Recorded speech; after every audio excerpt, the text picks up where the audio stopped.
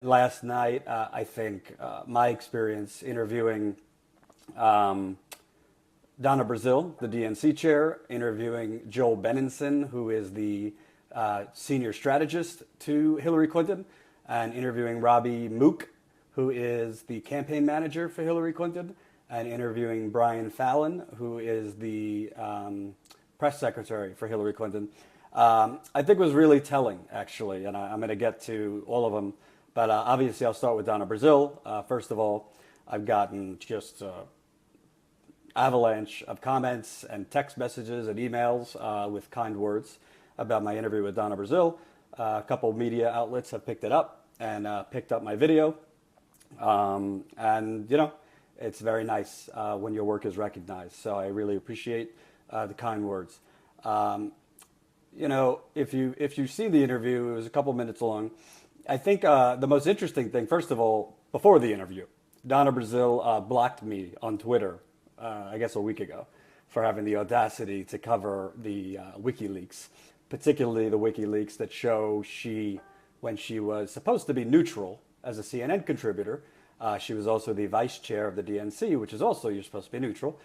In these positions, she tipped off the Clinton campaign. She leaked one of the questions. For a CNN town hall, she leaked it to the Clinton campaign the day before the town hall.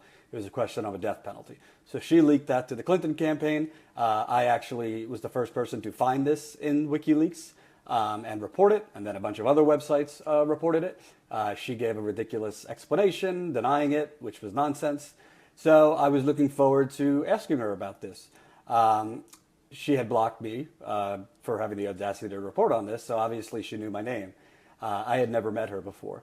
So when I saw her in the spin room, there's different reporters kind of circle around the campaign managers, the press secretaries, Donna Brazile's, and kind of, in some cases, wait their turn to ask them a question. But, I don't really wait my turn. I'm just aggressive. So I got in there. And if you watch the video closely, since she never met me, she looked down at my microphone within like the first 3 seconds. She saw TYT. And you could see her face kind of went a little gray. She was not happy that she was talking to me.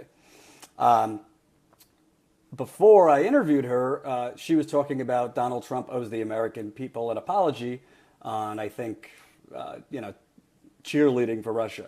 So I started the question with, Donna, do you owe the American people an apology for leaking a question for a CNN town hall to leaking it to the Hillary Clinton campaign the day before the town hall?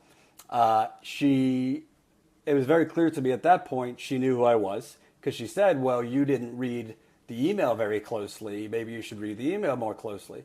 So I said, I've read them pretty closely. I've been reporting on these emails more than anyone else I know. So, it took her about 15 seconds to go into her nonsense, monologue about Russia.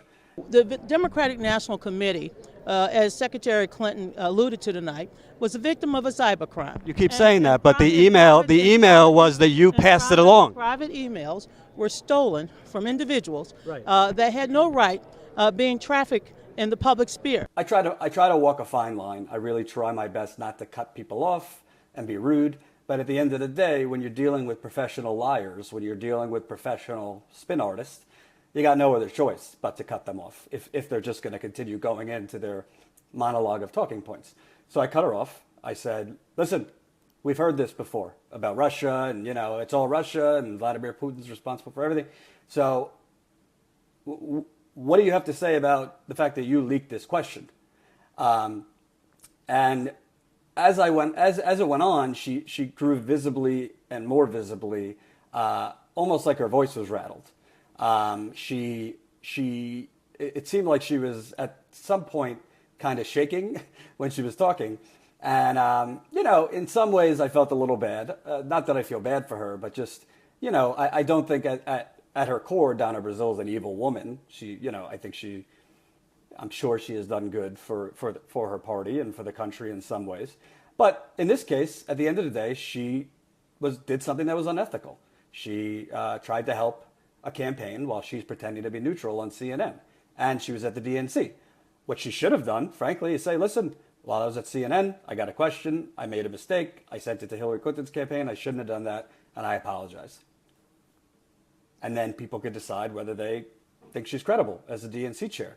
But when she's denying it after the fact, when she is, trying this ridiculousness with Russia, everything is Russia, Russia. Let's not worry about my bad behavior because Russia exposed the bad behavior. No, no, no, no, no. That's not how this works. And the problem is, Donna Brazile and operatives like her, they are never challenged by the media. Never. So when they are challenged, they don't know what to do with it. And this isn't like me doing a victory lap because plenty of other people could do, if they wanted to, could do what I did last night. But I challenged her and it stepped her off her game. It stepped her off her game to the point where she had the audacity, because I cut her off, she had the audacity to compare me to Donald Trump badgering women because I, quote, badgered her. This happened after I cut her off when she went into her little monologue about Russia. So I said, yeah, a journalist asking a question is really badgering. And this goes along the lines of, this is right out of Hillary Clinton's playbook. Any man, any male journalist, any man, if you challenge Hillary Clinton, you're sexist or misogynist. I mean, I don't know what I said to her that was badgering her like Donald Trump badgers women. I don't recall mentioning anything about her menstrual cycle, which Donald Trump did. I don't recall calling her any names.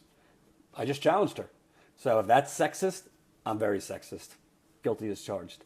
But I thought that was very interesting because it shows that these people will say anything and they'll do anything. They will, try to paint you as sexist, misogynist, racist, whatever it is. And the behind the scenes, so when I'm doing these things, because when I'm interviewing people, you only see me interviewing people, but I also do kind of live stand-ups after the interview. And sometimes I do live stand-ups even when I'm not interviewing someone to kind of give you a behind the scenes. And Emma is going to edit a few of them that I did last night. Other journalists are looking at me like I have seven eyes. Because who is this kid talking bad about other journalists in the actual room with all the journalists? Who is this kid? You're not supposed to challenge them like that. Are you crazy, man? You're going to lose your spot at the Christmas party. Like, that's what I'm getting. I get scowls. If you noticed, if you watched the video I did with Robbie Mook, who is Hillary Clinton's campaign manager, as soon as I asked about the WikiLeaks and the TPP, literally two reporters next to me who were in the circle literally walked away. So this is the environment. It's like I'm an alien. I am an alien who snuck into a cocktail party because these other people are not journalists, straight up. And I'm human, so do I have no nerves? Am I completely fearless? No. But at the end of the day, I'm not going to worry about whether these people are looking down at me, whether they are, giving me faces, whether they want to talk to me or not, because I would have to respect them to care, and I don't. There's some journalists I respect, but the majority of them in there, they're not journalists. They're glorified public relations people who just take what politicians and their advisors tell them and then report it as news, and that's it. So getting back to Donna Brazile, she basically kept on denying that she sent this email, which is a lie. Even Jake Tapper from CNN has said she sent the email and criticized her. But I knew, in these kinds of settings, in the spin room, you really only have, if you're lucky, you could get like 2 or 3 questions in. So I could have kept pounding her on that. But if she's going to keep lying, at least I'm getting it on the record. She's lying.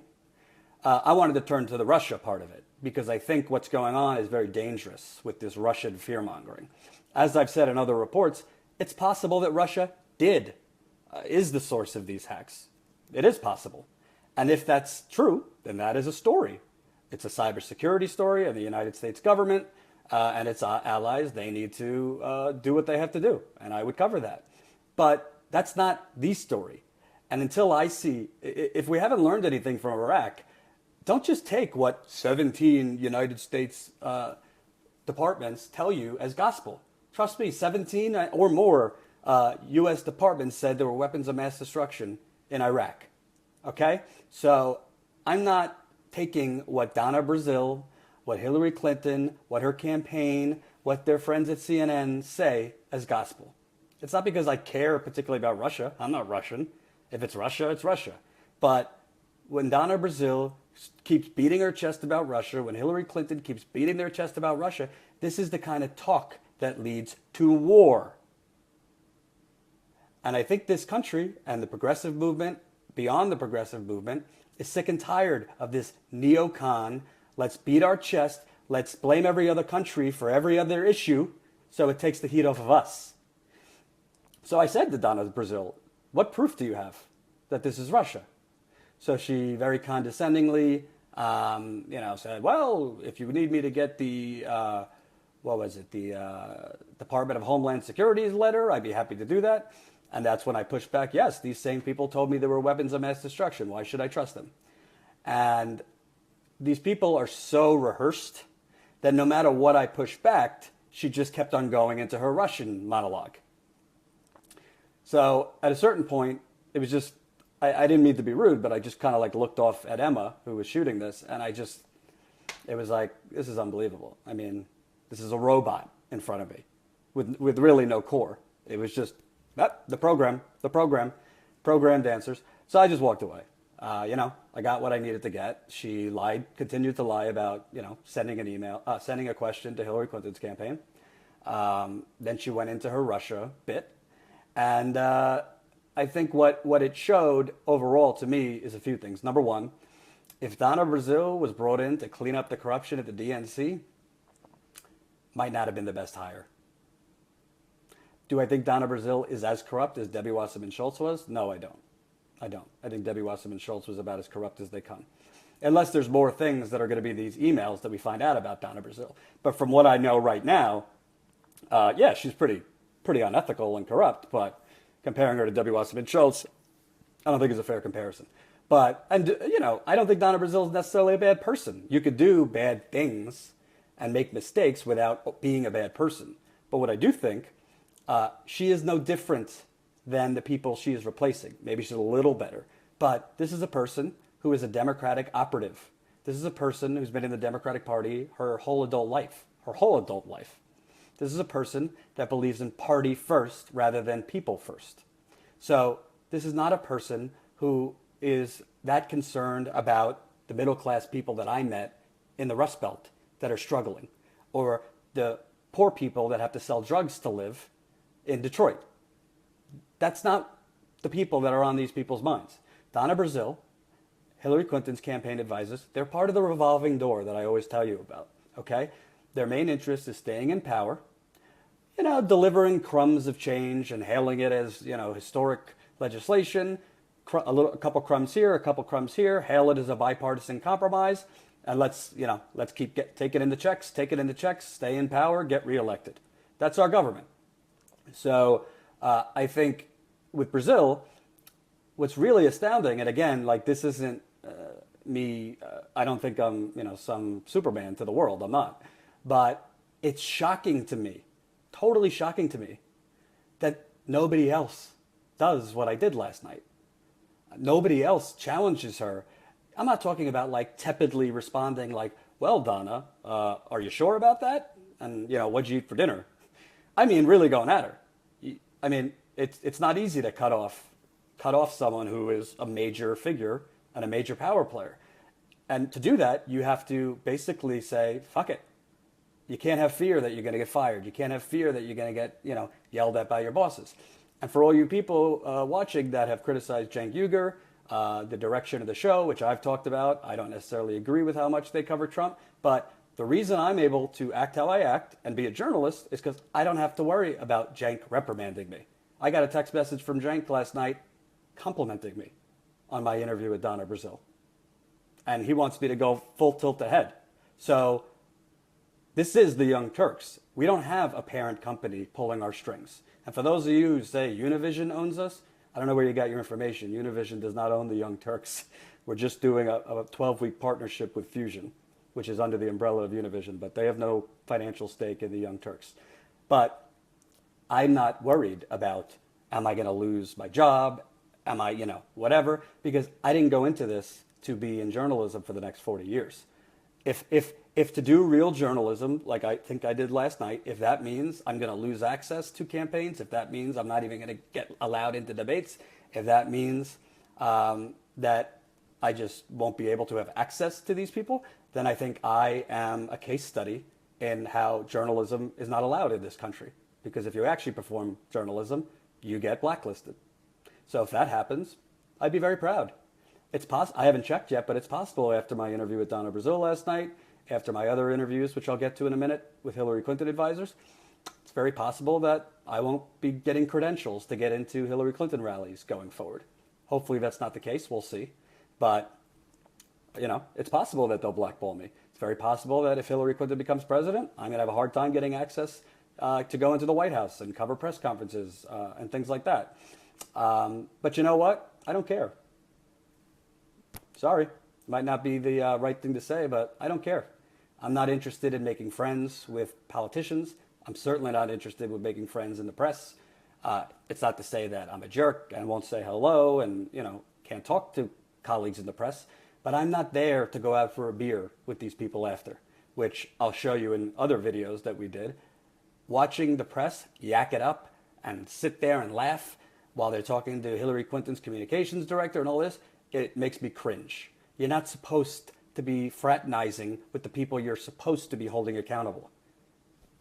If you're in these spin rooms, if you're at these debates, if you're at these meetings, events, this is not what Hunter Thompson, who's one of my journalistic heroes, this is not what the real journalists, those guys in the 1940s and 1950s that smoked 100 cigarettes a day and drank themselves stupid. They wouldn't be caught dead within 5 feet of a politician or an advisor unless they were grilling them. Okay? I don't do this to make friends. I have enough friends. I love my family. I love my friends. I don't need friends with Donna. I don't need to be friends with Donna Brazile. I certainly don't need to be friends with people from CNN, who, by the way, were looking at me and giving me faces when I interviewed Donna Brazile. But the takeaway from the Brazile interview, she lied, continued to lie, about passing off a question to Hillary Clinton.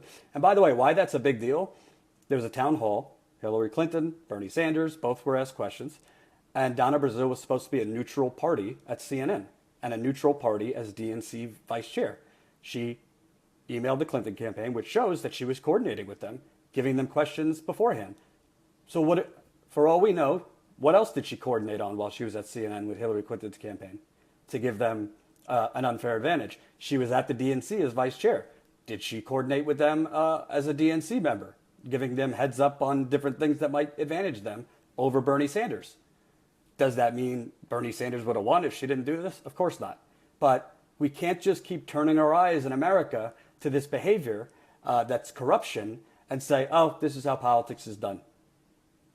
Sorry, nothing to see here. Jordan, it's not breaking news. Politics. Oh my God. No. You guys who say that are part of the problem. And you've been asleep, because that's why there's this populist outcry this year, both in Bernie's movement as well as in Trump's movement. People are sick of this shit. People are not sitting by anymore saying, all right, well, politics as usual. It's a dirty game. People will sell their mother down the river. No. That's why we're in the situation we're in. That's why there's been an explosion of income inequality from the early 1980s to current. That's why CEOs make 250 times more than the average worker. I mean, I could go on and on with the statistics. It's because of things like this and the Donna Braziles and the unholy alliances between the lobbyists, the banks, the corporations, our media. So I think Donna Brazile, listen, I'm not, you're not going to like it, but I'm just keeping it real. Hillary Clinton's probably going to become the president. Donna Brazile is probably going to be the permanent DNC chair. Right now she is interim. So we're going to have a lot more fun with these people over the next 4 years, possibly eight years. I'm going to do this until I don't feel I can do it anymore. I'm going to do it until they shut the doors down and don't let me in. And I'll probably try to find a way to do it after that.